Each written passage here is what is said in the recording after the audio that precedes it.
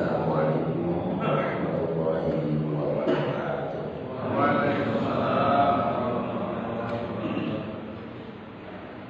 Alhamdulillahi hamdi wassalatu wassalamu ala sayyidina Muhammadin khairil ibadin wa ala alihi wa ashabihi wa man tabi'ahu min ba'di.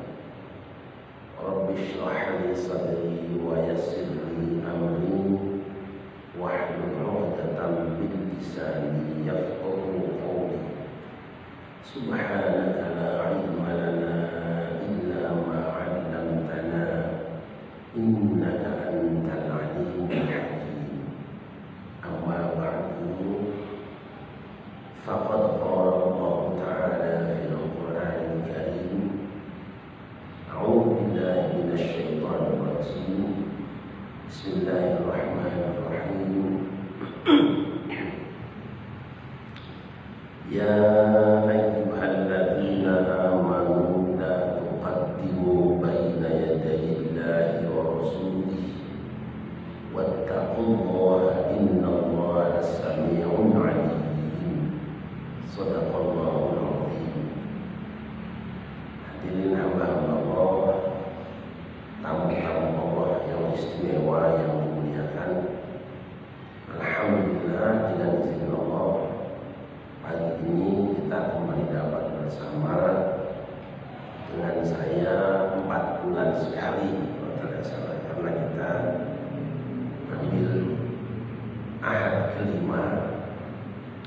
Semoga semua rangkaian ibadah dan perjalanan kita pagi ini dicatat sebagai ibadah yang diterima oleh Allah Subhanahu wa Ta'ala, yang semakin mendekatkan diri kita kepadanya dan menjauhkan kita dari segala maksiat yang tidak diridhoinya.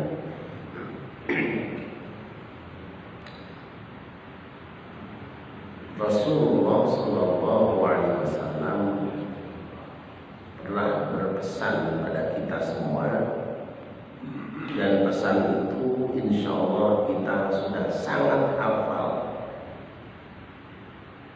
Taraktu fikum amrayni lan tadillu ma in tamassaktum bihima kitaballahi wa sunnata rasulih. Aku telah meninggalkan di tengah-tengah kamu 2 perkara yang kamu tidak akan pernah tersesat selamanya, selama kamu mau berpegang teguh kepada keduanya, yaitu kitabullah dan sunnah rasulnya. Beliau juga pernah bersabda, taraktu fikum ma in tamassaktum bihi lan tadillu abada kitaballahi wa itrati ahla baiti.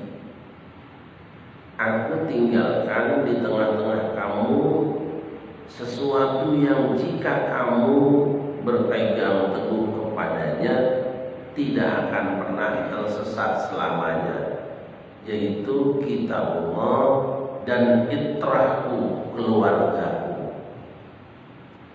Hamba-hamba Allah yang dimuliakan, 2 hadis ini sama-sama bersumber dari Rasulullah SAW yang berstatus marfu', artinya itu adalah sabda Nabi.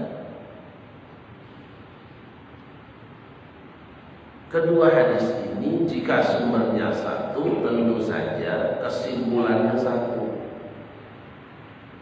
Tetapi faktanya hadis ini kemudian telah melahirkan 2 mazhab yang berbeda di dalam Islam.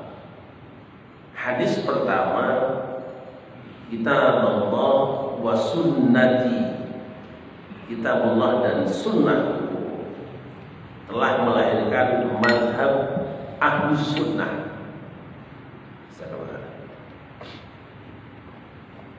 Sedangkan hadis yang kedua, kitab Allah wa itrati ahli baiti, kitab Allah dan keluargaku, telah melahirkan mazhab lain, yaitu mazhab Ahlul Bait. Mazhab Ahlus Sunnah kita kenal dengan Sunni, sedangkan mazhab Ahlul Bait kita kenal dengan Syiah. Jadi dua mazhab ini sama, punya pegangan dari sumber yang sama juga, yaitu hadis Nabi. Nah, kemudian faktanya pula dua mazhab ini tidak pernah sama, tidak pernah rukun, tidak pernah damai, padahal sama-sama sumber amaliyah kedua mazhab ini adalah sama, yaitu Rasulullah Sallallahu Alaihi Wasallam.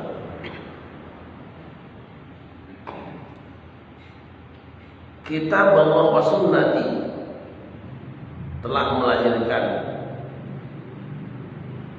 sejumlah kitab. Kitab Allah wa Itrati juga telah melahirkan jutaan kitab. Nah, kita akan mulai dari yang pertama, kitab Allah.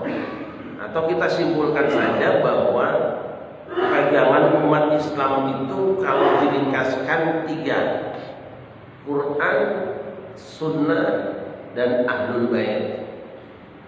Yang semestinya baik Ahlul Sunnah maupun Ahlul Bait punya perilaku amaliyah dan sikap yang sama dengan saudaranya yang lain. Yang pertama, Al-Quran. Kita mungkin membayangkan bahwa Al-Quran yang ada pada masa setelah Rasulullah itu sama dengan yang sekarang. Tidak. Yang saya maksud adalah hari ini Quran telah berada di dalam satu mushaf. Tetapi penyusunan Quran dalam satu mushaf ini baru dilakukan pada paruh pemerintahan Abu Bakar As-Siddiq. Benar bahwa Rasul membaca Al-Quran dengan berbagai wajah, wujuhul qiraat. Sepeninggal Rasulullah terus semakin kesini, bertebaranlah aneka bacaan Al-Quran atau bacaan yang dikatakan oleh yang meriwayatkan sebagai Al-Quran. Kok jadi ramai Quran? Jadi macam-macam Al-Quran. Nah, para ulama kemudian merumuskan kaidah-kaidah bahwa satu bacaan, satu teks bisa diterima sebagai Al-Quran atau ditolak dia bukan Al-Quran, ada persyaratannya. Apa persyaratannya? 3. Ada orang bilang ini Quran ini, ayat Quran ini, coba dites dengan 3 ukuran ini. Ini yang disepakati para ulama. Yang pertama, sesuai dengan kaidah bahasa Arab walaupun hanya satu wajah. Yang kedua, diriwayatkan secara mutawatir atau qiraat mutawatir.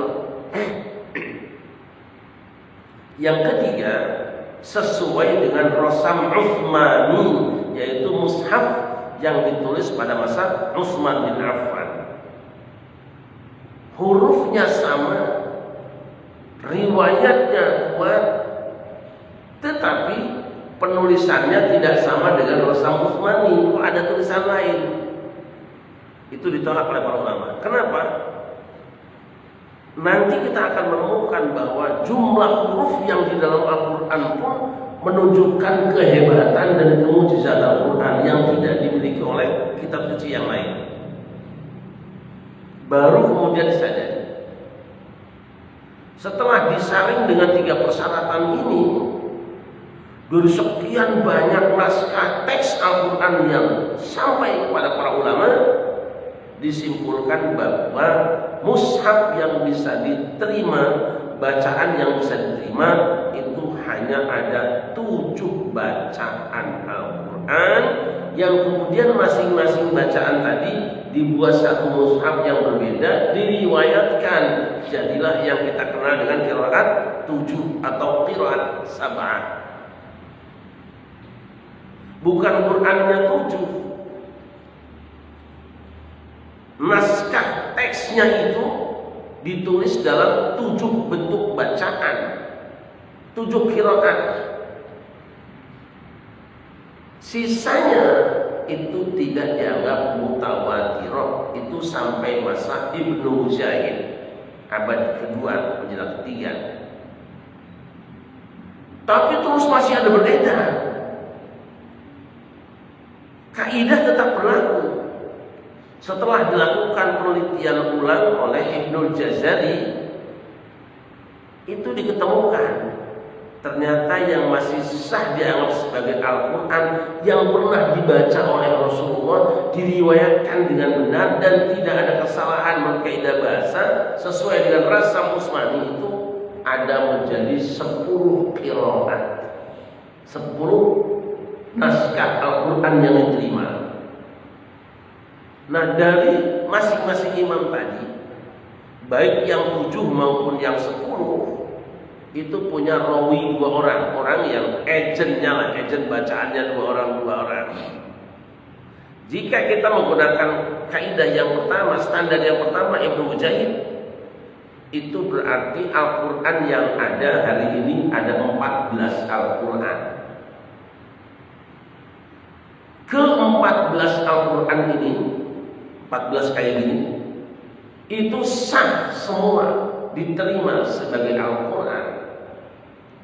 Dan kalau kita menggunakan yang 10 ini, di mana masing-masing orang dari imam ini punya 2 yang meriwayatkan sampai ke kita hari ini, maka berarti Al-Quran yang diterima di seluruh dunia, bacaan yang dianggap original, itu ada 14 mushaf Al-Quran. Ketika satu bacaan sudah dianggap sebagai sah Quran, maka dia al-muta'abbad bitilawatihi, kata para ulama, dianggap bernilai ibadah dengan membacanya. Artinya apa? Kalau sholat, ayat tadi, Quran tadi boleh dibaca setelah surah Al-Fatihah. Tapi ketika ada satu ayat sudah kemudian dinyatakan tidak lulus sensor, maka dia tidak boleh dibaca setelah Al-Fatihah. Nah, hamba Allah, ini Al-Quran alhamdulillah sudah terjaga sampai hari ini. Di seluruh dunia membaca Al-Quran. Yang jatuh di Indonesia umumnya kita hanya 1 Al-Quran. Dari 10 atau 14 Al-Quran, naskah Al-Quran yang dibaca di Indonesia umumnya 1 naskah Al-Quran. Yang 9, yang berapa tadi? Yang 13 kita tidak baca. Imam kita tadi membaca 1 bacaan Al-Quran. Kalau ditambah dengan yang lain, nanti kita akan keder.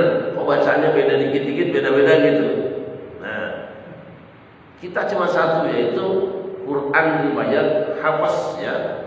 Di apa? Qiraat Asim berdasarkan riwayat Hafs, karena Asim punya 2 murid. Muridnya adalah Asim, Syu'bah dan Hafs. Menariknya, Syu'bah dan Hafs ini beda bacaannya, banyak sekali perbedaannya. Tapi dua-duanya berdasarkan hasil penelitian ulama sah dan memang benar pernah dibaca oleh Rasulullah. Selesai Quran. Jadi walaupun beda bacaannya, sudah kita saling menghargai, mau benar semua. Maka di Indonesia harus konsekuen. Jika menggunakan qiraat Hafs, dari awal sholat usahakannya Hafs semua. Jangan tukar-tukar.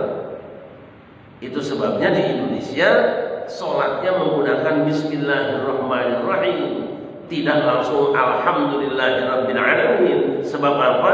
Menurut riwayat Hafiz, diriwayatkan dari Rasulullah, Bismillah ditetapkan sebagai ayat pertama surat Al-Fatihah. Maka di mushaf tulis Bismillahirrahmanirrahim angka 1. Nanti ada mushaf yang tidak ada angka 1-nya. Memang menjadi menarik ketika Mekah dan Madinah masih menggunakan Hafiz, tapi Bismillahnya pelan. Nah itu urusan fikih nanti. Yang penting sudah jelas. Hadis. Kita kan wajib berpegang pada sunnah. Banyak sekali berita, laporan, cerita tentang sunnah Rasul. Dan kita sepakat bahwa kita wajib mengamalkan sunnah Rasul, wajib mengamalkan hadis. Tetapi masalahnya laporan-laporan tadi itu begitu lama, maka para ulama membuat kaidah untuk memastikan bahwa ini sabda Nabi atau bukan, bahwa ini perbuatan Nabi atau bukan, bahwa ini laporan yang benar tentang Nabi atau bukan, bahwa ini bersumber dari Nabi atau bukan, dibuatlah kaidah yang disebut dengan mustalahul hadis. Nah, mustalahul hadis ada kaidahnya. Untuk menentukan satu laporan itu adalah sahih, itu dibutuhkan 5 syarat. Saring dulu.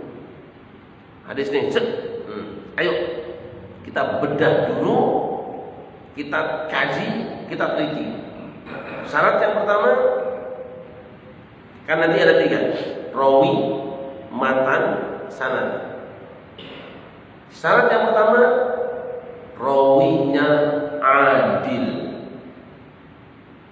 Si pembawa laporan, si pelapor itu orangnya adil. Nah, untuk disebut adil ini beda pendapat para ulama. Tetapi mereka sepakat kalau orang pernah bohong itu sudah nggak adil lagi. Jadi kalau kita meriwayatkan hadis kayaknya terima nggak hadis kita ya?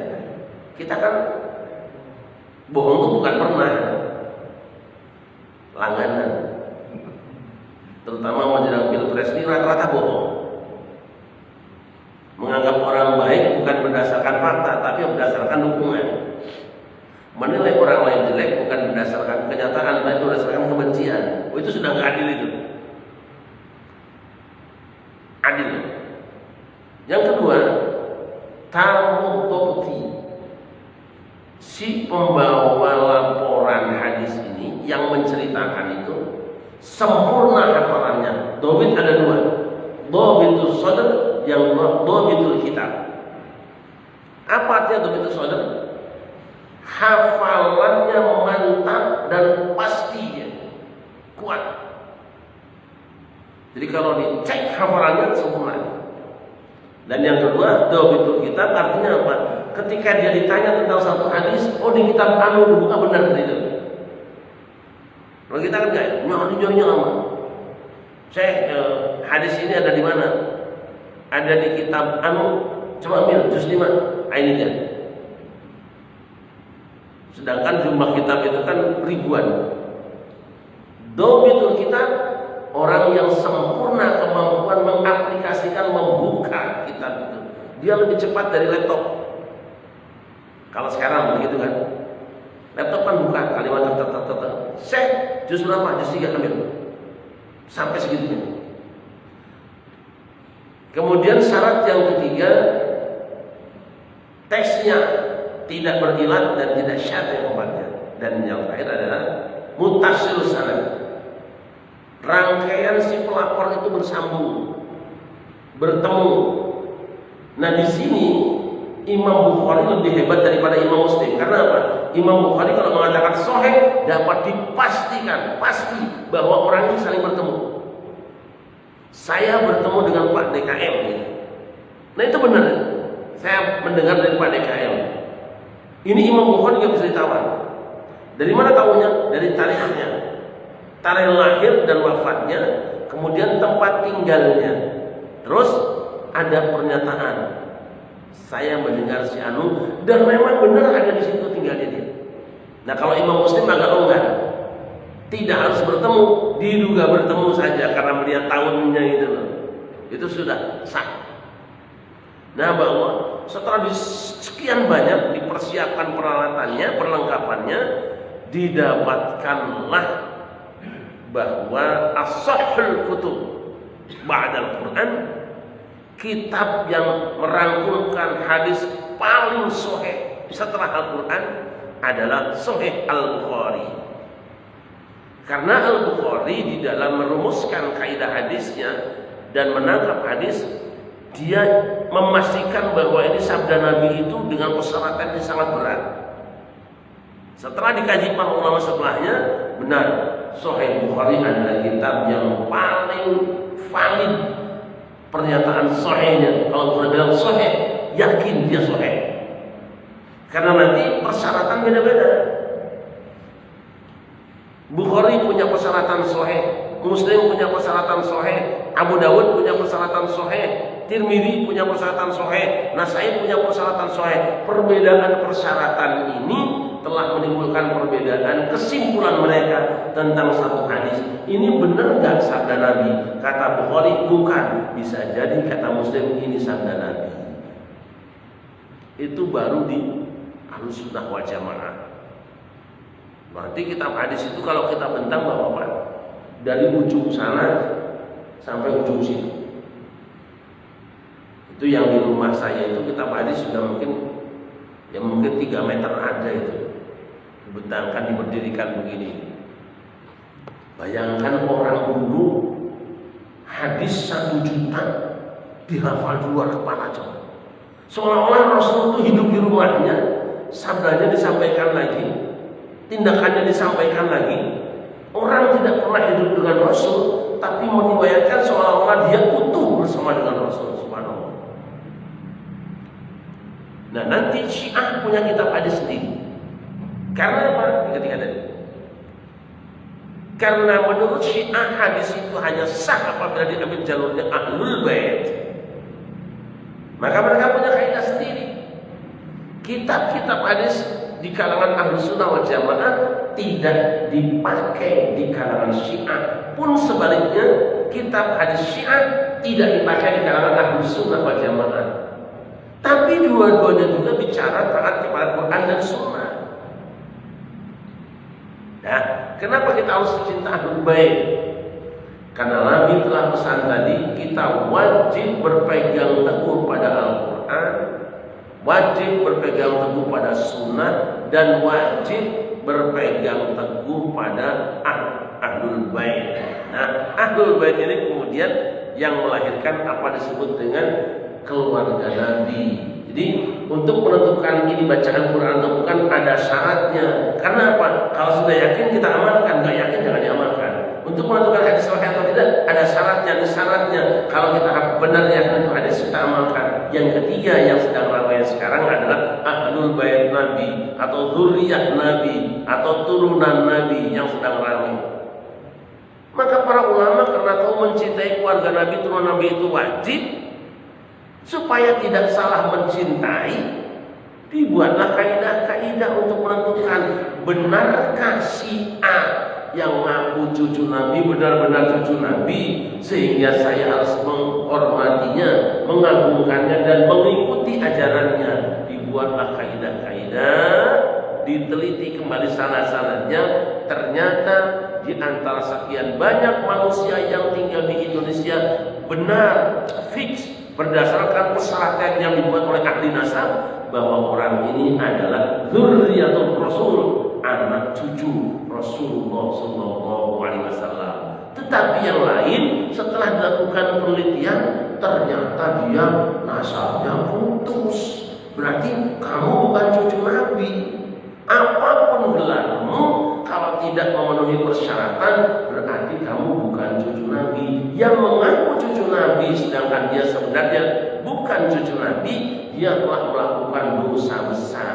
Sebaliknya orang yang tidak menghargai, memuliakan cucu Nabi, zuriyah Nabi, apabila sudah jelas, maka dia pun melakukan kesalahan karena melanggar pesan Nabi. Jadi yang ramai sekarang kan itu yang ketiga sekarang. Jadi ketika kita meneliti Al-Quran, bukan sedang menolak Al-Quran, kita sedang melakukan pembersihan Al-Quran dari noda-noda yang akan mengotorinya. Tadi yang tidak diterima tidak perlu tersinggung, memang tidak memenuhi syarat. Juga kita ketika meneliti hadis lalu menemukan hadis ini palsu, jangan marah kita. Sebab yang dilakukan oleh para muhaddisin apa ahli hadis itu apa?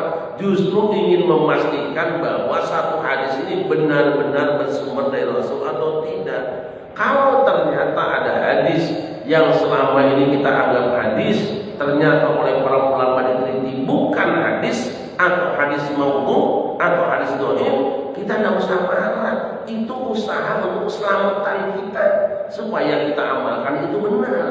Pun ketika ada orang melakukan kajian nasab, apakah orang-orang ini turunan Nabi atau bukan, jangan dianggap menghina turunan Nabi atau tidak mematuhi perintah Nabi.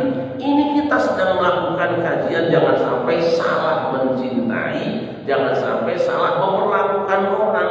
Kok bukan dzurriyyah Nabi, kok ngaku dzurriyyah Nabi, kita perlakukan seperti dzurriyyah Nabi. Nah, ini bagi kaum muslimin yang menganggap bahwa dzurriyyah itu bagian dari ahlul bait, bagian keluarga Nabi. Nanti ada yang mengatakan bahwa keluarga Nabi yang terbatas, Ali, Fatimah, Hasan, Husain, anak cucunya ya bukan dzurriyyah lagi. Nah ada, bukan apa, bukan ahlul bait lagi. Yang lain punya istilah bukan ahlul bait tapi dzurriyyah, keturunan, itrah, bahasa katanya trah gitu loh. Trah keraton itu itrah asalnya bahasa Arab. Trah Jogja, trah Palembang, trah Mataram, trah Sriwijaya, trah Brawijaya, trah Majapahit itu itrah, itu bahasa Arab. Trah turunan. Hamba Allah yang memuliakan, penelitian ini tidak akan selesai terus. Bahkan hadis yang 2 tahun lalu, 10 tahun lalu dianggap sahih, sekarang bisa dianggap dhaif oleh para peneliti. Perpindahan itu tidak usah membuat kita kecewa. Tetapi yang wajib kita kecewa kalau kita tidak siap menyikapi hadis-hadis dengan benar. Kalau dia sahih, walaupun selama ini kita tidak mengamalkannya, pindahkan hatimu sejauh niat ingin mengamalkan sunnah Rasul. Kalaupun tiba-tiba satu hadis itu dinyatakan palsu, padahal selama ini kita mengamalkan kandungannya, jangan berat hati untuk meninggalkannya. Meninggalkan amalnya itu karena ada bukti tasih, itu sudah ibadah tersendiri. Amalnya dimuliakan, ramai di Indonesia hari ini Habib-habib yang selama ini dianggap sebagai cucu Nabi berdasarkan pengakuannya. Ada sebagian kita yang melakukan penelitian, setelah dikaji, diteliti, ternyata nasab mereka terputus selama 550 tahun. Berarti mereka bukan turunan Nabi. Itu ada kitabnya sendiri. Di rumah saya ya ada kitabnya segini, tapi saya tidak meneliti. Dan itu bukan cuma di Indonesia, sudah dimulai dari Mesir, sudah dimulai dari Turki, sudah dimulai dari Irak.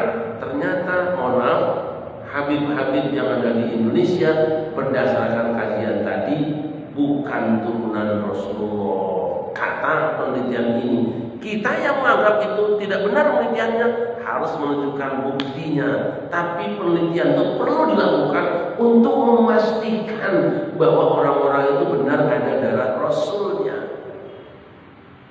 Jadi kajiannya apa? Saya kemarin tuh beli burung cucaro di Condet, karena ada teman.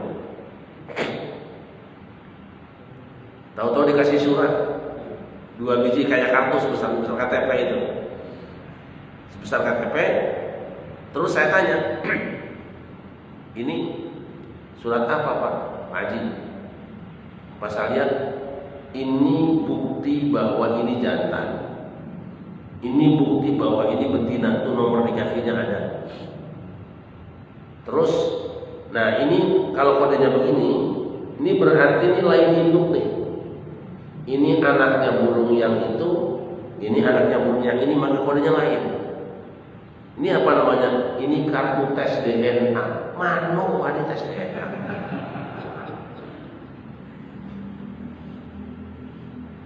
Jadi tes DNA itu ternyata ada di Tangsel dulu gitu. Jadi orang-orang An-Nasr nanti bisa tes DNA turunan siapa sebetulnya kita ini. Itu oleh para ulama bisa digunakan sebagai final keputusan ya, kebenaran nasab seseorang. Tes DNA ketika terjadi ada konflik perbedaan. Tapi kalau naskah silsilahnya sudah aman, ya sudah selesai. Tapi kalau naskahnya beda-beda atau diragukan, maka kemudian tes DNA salah satu jalan keluarnya.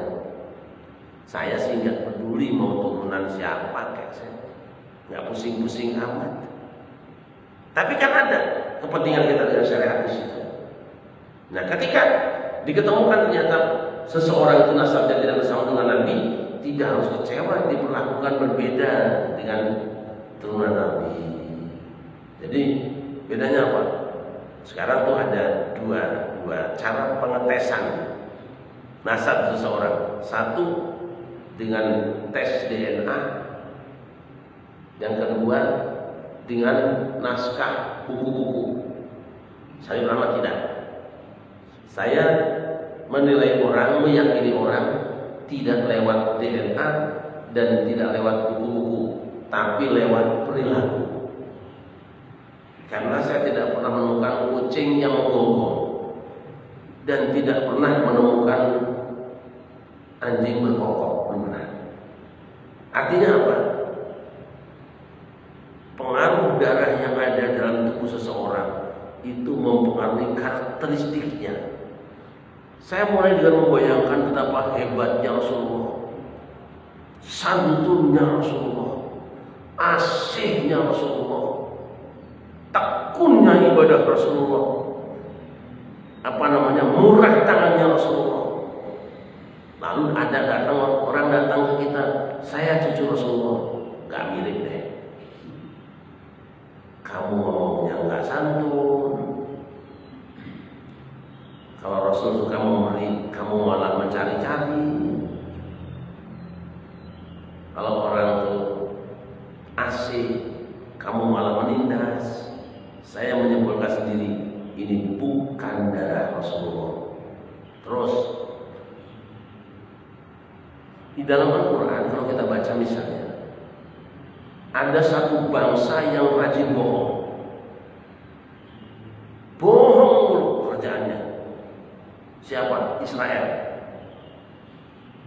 Makanya nanti para ulama kalau bercerita di tafsir maupun di syarah hadis, ada cerita-cerita yang aneh-aneh, suka dikasih nama, ini cerita Israiliyah. Pokoknya karena bekennya itu Israel yang tukang bohong, maka kalau ada yang bohong Israiliyah aja deh gitu. Israel aja. Sama dengan minuman. Karena yang pertama dan penggagas bikin minuman plastik itu Aqua. Maka kalau ada orang minta minuman yang model gitu, apapun mereknya, tolong ambilkan Aqua, walaupun mereknya Ufia.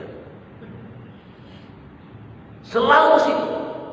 Kalau ada cerita yang aneh-aneh, ada yang bohong-bohong, adalah itu Israiliyah itu.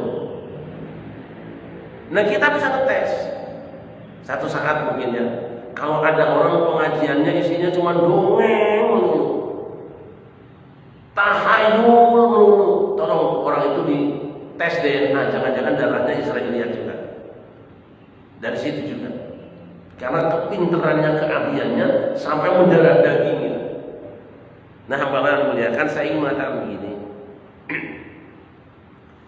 Kita wajib mengamalkan Al-Quran, tetapi tentu Al-Quran yang sudah diteliti kebenarannya oleh para ulama.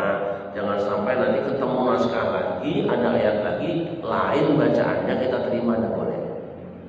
Kemarin saya dikirim teman-teman dari Sulawesi, surat Al-Baqarah ayat 13 berapanya? Wa idza qila lahum aminu kama amanan nas. Itu ditulisnya wa idza qila lahum amanu. Itu ketemu. Cuma a dan i saja. Saya kontak Lajnah Tafsir Kementerian Agama karena teman-teman itu yang menandatangani pengesahan bacaan tadi, wih dosanya gede sampai ini, besar sekali dosanya. Wa idza qila lahum aminu, ditulis amanu, emat saja sih. Yang boleh kita baca yang aminu.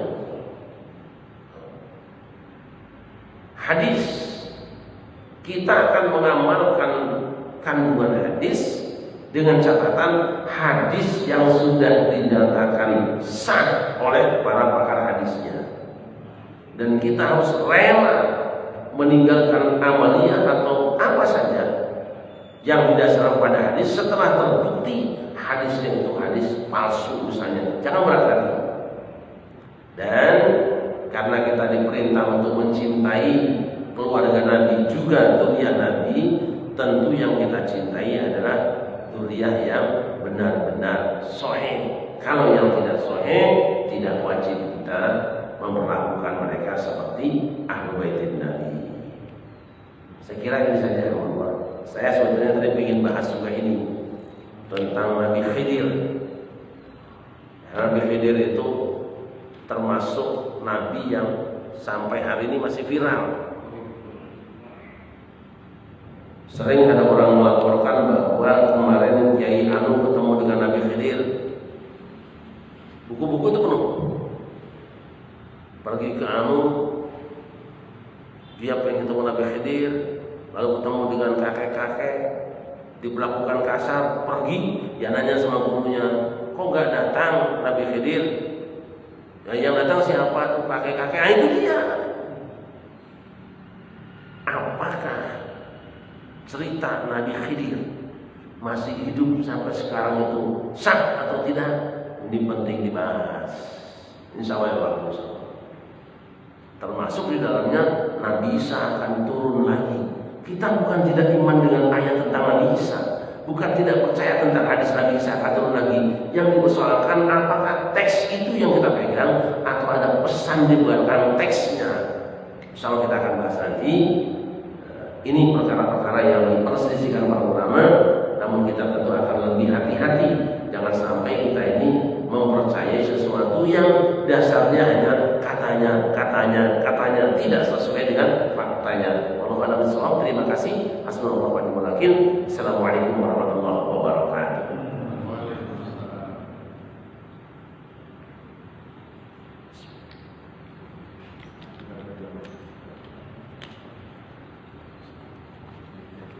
Alhamdulillah. Ya, silakan bagi jamaah yang ingin berdiskusi. Barangkali.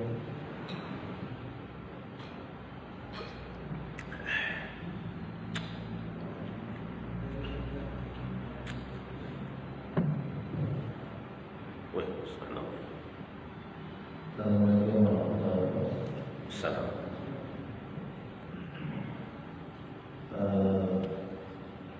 Menyikapi perbedaan ini memang di Indonesia ini sejak dulu pun juga terjadi juga beberapa hoax, padahal sebenarnya pun juga ternyata guru pendiri-pendirinya juga satu guru.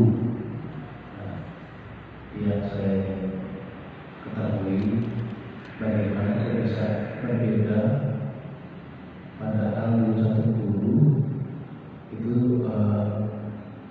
mungkin kita bercontoh antara Muhammad sama Eko. Tapi kok bisa seperti itu tuh ceritanya gimana Pak? Kalau ada penjelasan. Terima kasih Bos.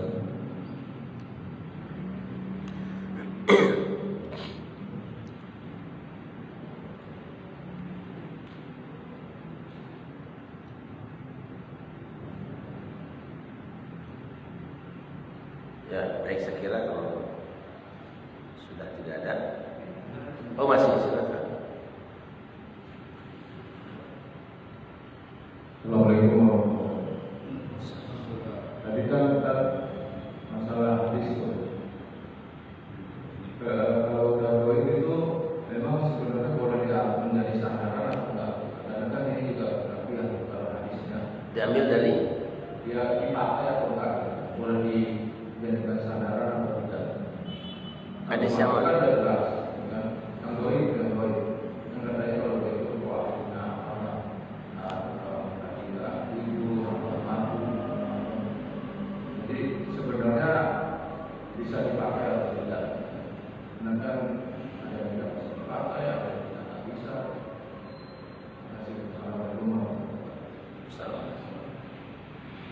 Sekaligus ya, ada perbedaan pendapat antara Nahdlatul Ulama dan Muhammadiyah di dalam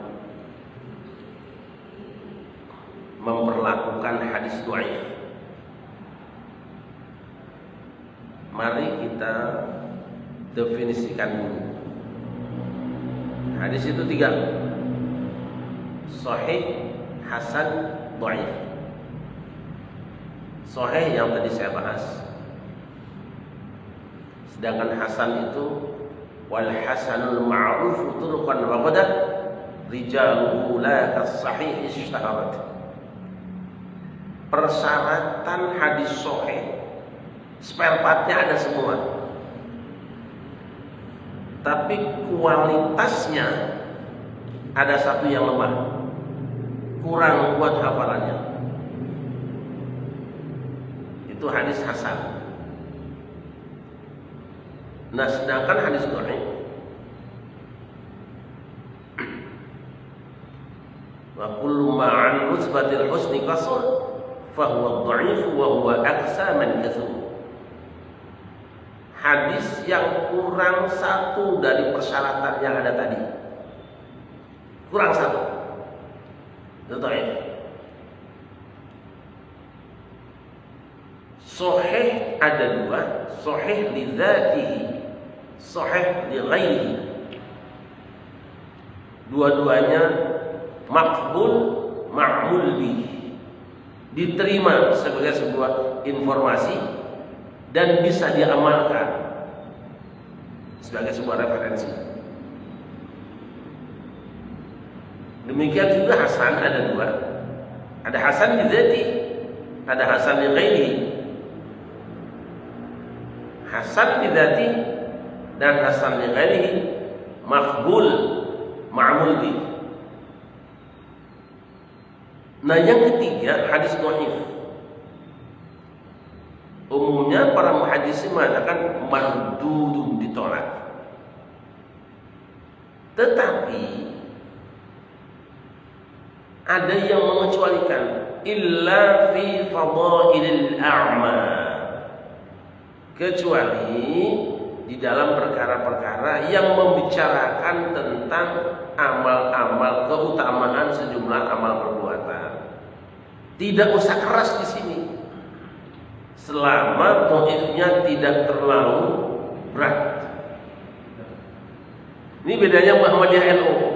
Muhammadiyah tolak, kalau NU boleh dipergunakan di dalam fadailul a'mal. Oleh karena itu nanti orang-orang Nahdlatul Ulama atau mayoritas ulama lah sebetulnya ada amal-amalnya yang berdasarkan hadis dhaif. Tetapi dhaifnya tidak berat gitu loh. Tidak parah, lo pembohong orangnya enggak. Nah, ada juga hadis dhaif yang didukung oleh fakta amaliyah. Misalnya talqin mayit.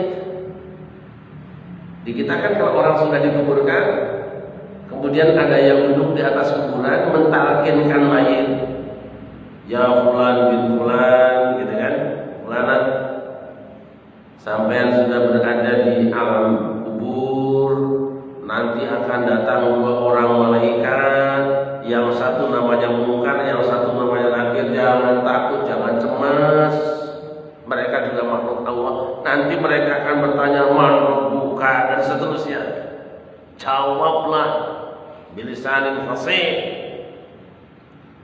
Hadis yang menyebutkan ini adalah hadis dhaif.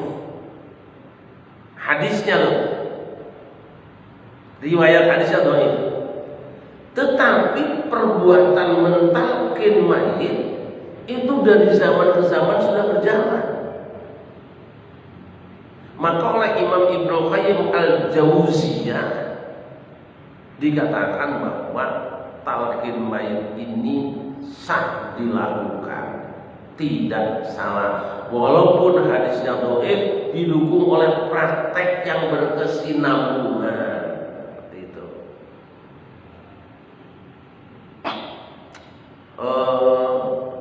Saya berpikir begini, kebetulan saya ngajar hadis juga, PTIQ. Ada istilah yang dibuat para ulama, ada istilah lain, yaitu hadisul saqim. Saqim itu apa? Meriang. Sahih, sehat. Hasan, baik-baik saja. Dhaif itu saqim, meriang. Lorong.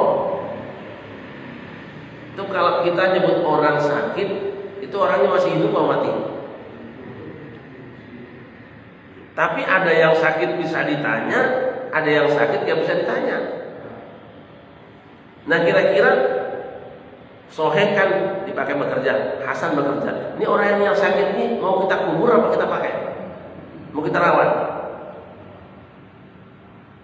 Ini yang sakit nih, meriang nih, udah parah nih agak. Pokoknya udah sakit lah. Ini sebaiknya orang ini dirawat apa dikubur? Begitu juga hadis dhaif. Hadis yang sakit jangan dikubur, dia masih hadis. Tetap dirawat, dipelihara. Kalau satu saat ada obat penyembuhnya, ada hadis dhaif yang lain pendukungnya, dia naik menjadi hadis hasan yang lain. Mungkin sekarang belum ketemu. Karena apa? Hadis itu berpecah sangat banyak sekali. Karena apa?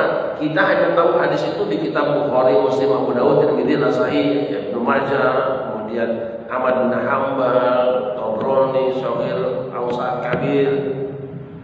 Tapi kita lupa ada ilmu yang datang dari Rasulullah kemudian diriwayatkan dan tidak ada di kitab hadis. Contohnya thariqah. Kita mengenal thariqah Qadiriyah, Naqsyabandiyah, Khalidiyah, Satoriyah, Syadziliyah. Mereka bisa menunjukkan silsilah keilmuannya. Saya dapat dari imam ini, dia dari ini sampai Rasulullah. Itu hadis bukan?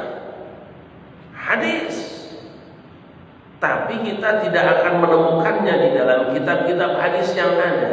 Jika satu saat ini diteliti bareng-bareng, digunakan, kenapa tidak? Ini juga diamalkan.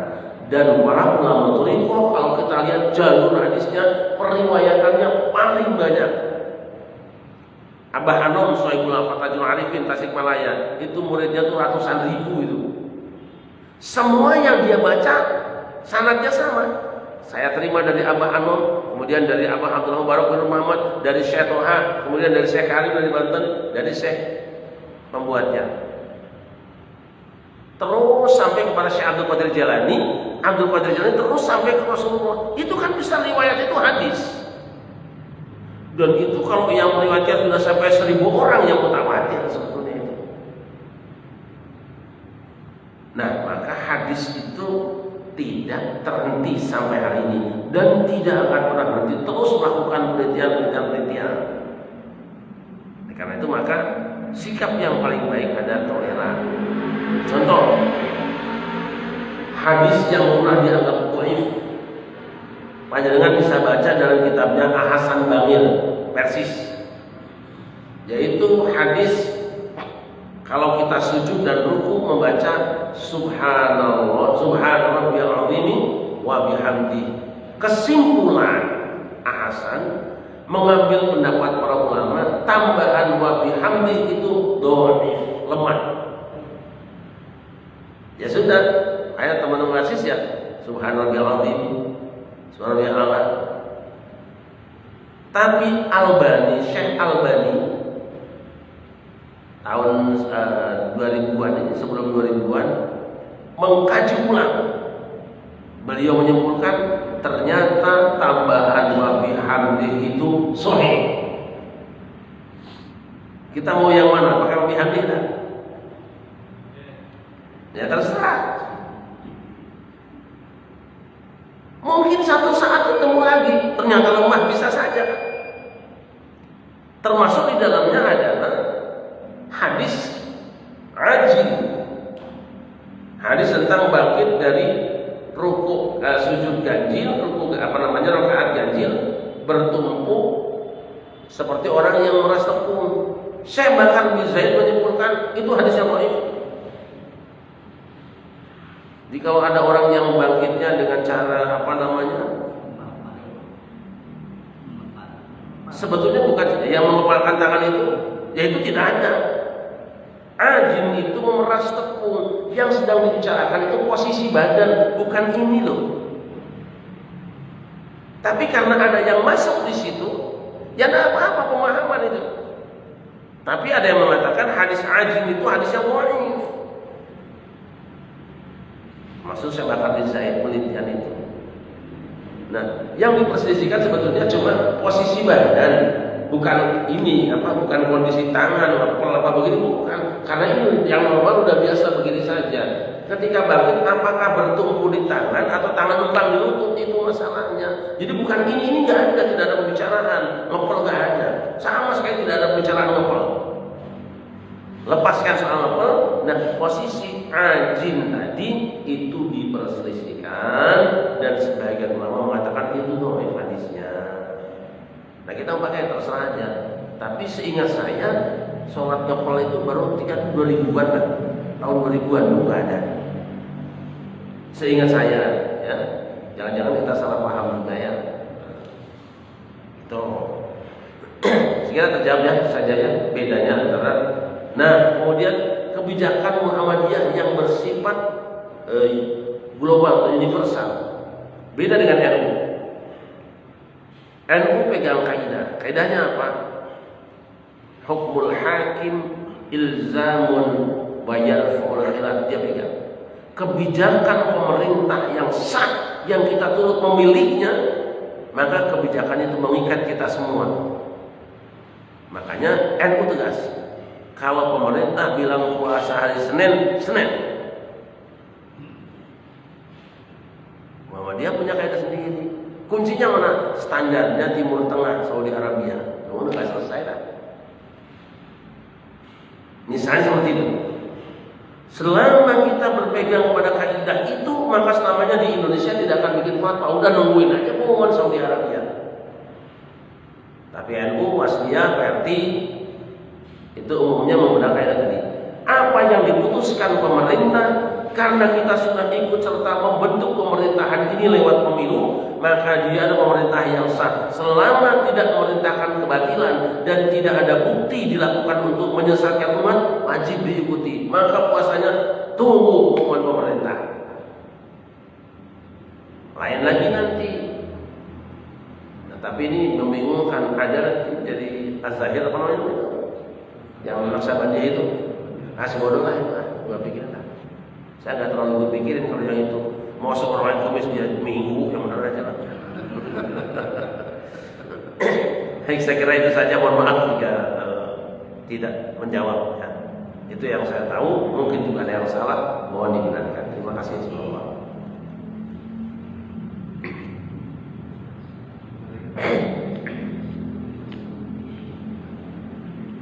Nasi uduk ya, nasi kuning. Bapak Ibu, nggak ada. Nah, itu nama. Saya pikir nggak ada, Pak. Mungkin kalau ditutup dan doa. Cukup ya. Kita membaca surat Al-Fatihah, kita persembahkan untuk kedua orang tua kita, baik yang masih hidup maupun yang sudah wafat, juga khusus untuk para perintis, pendiri, donatur, juga jamaah Masjid An-Nasr yang sudah berpulang ke Allah. Semoga sebagaimana mereka dulu bareng-bareng dengan kita di sini, juga nanti akan bareng dengan kita di alam kelanggengan, di dalam keridhaan Allah Subhanahu wa taala. Ada hadirin Al-Fatihah.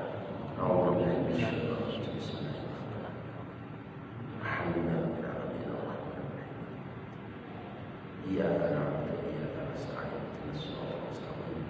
Shiratal ladzina an'amta 'alaihim ghairil maghdubi 'alaihim waladdallin. Terima kasih. Wassalamualaikum warahmatullahi wabarakatuh. Assalamualaikum